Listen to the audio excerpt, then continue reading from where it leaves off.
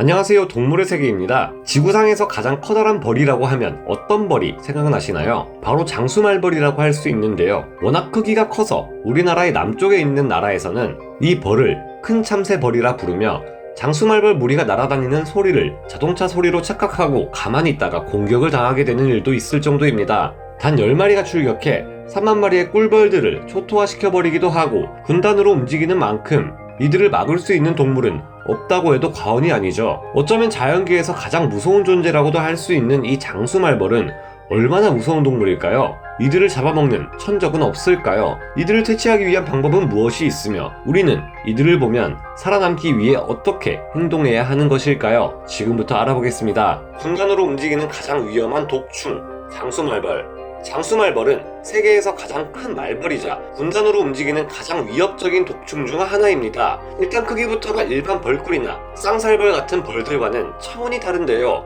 말벌들 중에서도 가장 큰 장수말벌은 몸길이 3cm에서 4.5cm 정도의 여왕벌의 경우 5cm를 넘기기도 하는데요. 이렇게 이야기하면 그리 대단한지 느끼기 어렵지만 일반 벌들에 비해 압도적으로 큰 머리와 몸을 비교해보면 단번에 느낌이 옵니다. 확실하게 측정된 수치는 아니지만 우리나라 남쪽에 있는 나라에서는 7.6cm 크기의 압도적인 덩치를 가진 장수말벌이 등장해 화제가 되기도 했는데요. 덩치가 크고 날개도 큰 만큼 날아다니는 소리부터가 꿀벌이나 호박벌과는 비교가 되지 않을 정도로 위협적입니다. 보통 세계에서 가장 큰 동물들 중에는 덩치는 큰데 성격은 온순한 동물들이 많은 편이지만 장수말벌은 이야기가 다릅니다. 장수말벌은 자타가 공인하는 자연계의 폭군이자 전쟁광이라는 말이 자자할 정도로 성질이 매우 포악한 동물입니다. 직접적인 위협을 가하지 않아도 운없게도 잘못 걸릴 경우 장수말벌 때 무차별적인 공격을 당할 수 있기에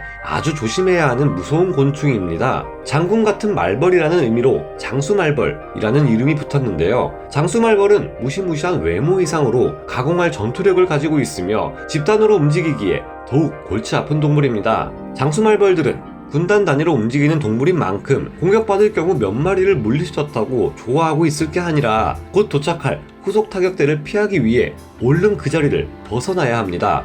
의외로 장수말벌이 가진 독의 세기는 그다지 강하지는 않은 편이라고 하는데요. 하지만 장수말벌은 독침을 한 번 쏘면 죽게 되는 꿀벌이나 쌍살벌과는 달리 장수말벌은 독침을 여러 번 쏠 수 있기 때문에 매우 위험하며 한 번 독침을 쏠 때 독의 주입량이 엄청납니다. 이 때문에 쇼크를 일으킬 수 있으며 여러 마리에게 쏘일 경우 사람도 생명이 위험합니다. 이들의 독침은 고무장갑도 가뿐히 뚫을 수 있으며 꿀벌보다 훨씬 큰 독낭을 가지고 있어 독 주입량이 꿀벌의 수십 배는 되는데요. 장수말벌의 독에는 다른 꿀벌이나 말벌에게는 없는 신경독인 만다라톡신이 들어있기 때문에 이에 알러지가 있다면 과민 반응으로 생명이 위태로울 수 있습니다. 장수말벌은 흥분하면 시속 40km의 속도로 쫓아오기 때문에 성인 남성의 달리기 속도로는 벗어나기 힘듭니다. 만약 우사인 볼트 못지않은 육상선수라 해도 젊은 장수말벌의 경우 100km가 넘는 거리를 이동하는 어마어마한 지구력을 가지고 있기에 벗어나기 어려우니 애초에 건드리지 않는 게 좋습니다. 그렇다고 바로 뒤돌아서 뛰어가는 것은 자칫 장수말벌을 자극할 수 있어 위험하고 서서히 뒷걸음으로 물러나거나 자세를 낮춰 빠져나오는 게 좋다고 합니다. 장수말벌은 단단한 외골격을 가지고 있어 전기 파리채로 때려도 멀쩡히 날아오는 데다가 죽은 동료를 발견하면 집단으로 흥분해서 날아온다고 하니 어설프게 이들을 잡으려 하다가는 큰 코 다칠 수 있습니다. 방어구를 갖춘 상태라 해도 장수말벌은 틈새를 비집고 들어오거나 방충망이 얼굴에 닿아 있을 경우 방충망의 구멍 사이로 그곳을 공격한다고 합니다. 심지어 독침을 쏘는 대신 꽁지에서 독을 내뿜어 눈을 공격하기도 하니 퇴치할 때는 보안경도 꼭 필요해 보입니다. 꿀벌의 천적이자 곤충계의 폭군 장수말벌.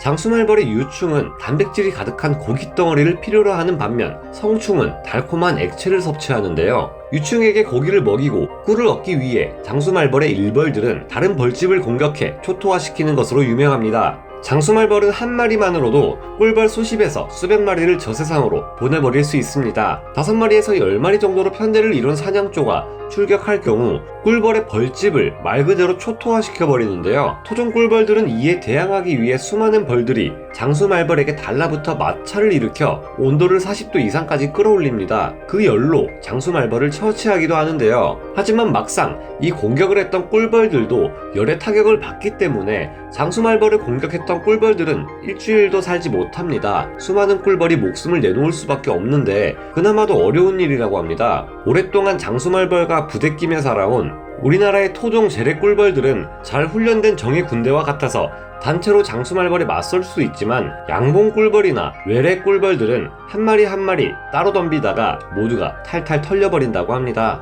꿀벌 둥지에는 보통 1만에서 3만 마리의 꿀벌이 사는데 장수말벌 10마리가 출격할 경우 이 모든 꿀벌이 전멸당한다고 합니다.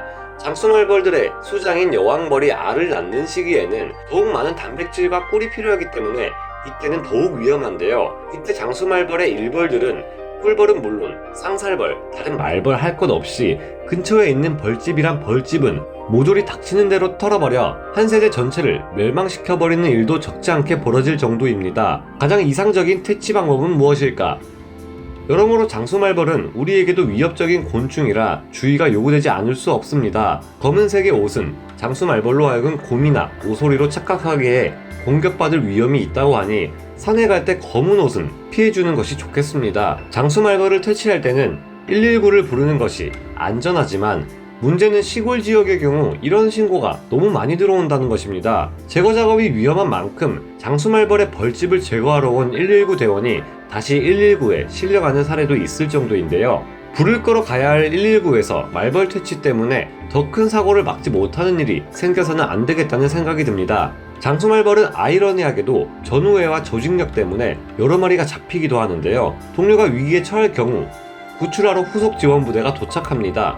하지만 구해주러 왔다가 자기들도 끈끈이에 달라붙어 같이 죽게 되는데요. 파리 잡는 끈끈이로는 안 되고 장수말벌용으로 나온 강력한 끈끈이나 쥐를 잡을 때 쓰는 끈끈이를 사용해야 한다고 합니다. 아니면 독을 넣은 고기를 말벌들이 가져가도록 유도해 성충과 유충의 80%를 없애버리는 방법도 있다는데요. 이렇게 하면 남은 장수말벌들은 오소리가 찾아와 끝장내버린다고 합니다. 하지만 장수말벌이 피해만 주는 동물이 아니라 송충이 같은 나비나 나방의 애벌레, 메뚜기, 파리, 바퀴벌레 등의 해충을 잡아먹어 그 개체수를 조절하기도 하는 만큼 과도한 퇴치로 이들을 멸종 직전으로 몰아가는 것은 그 나름대로의 문제가 될 것 같습니다. 황소개구리를 퇴치하는데 가장 큰 활약을 하는 것은 자연에 이미 존재하는 포식자들이었죠. 장수말벌에 의한 지나친 피해를 막기 위해서는 오소리나 곰, 떼까치, 직박구리, 두꺼비와 같은 동물들의 개체수를 유지하는 게 근본적인 대책이 되지 않을까 생각해보게 되네요.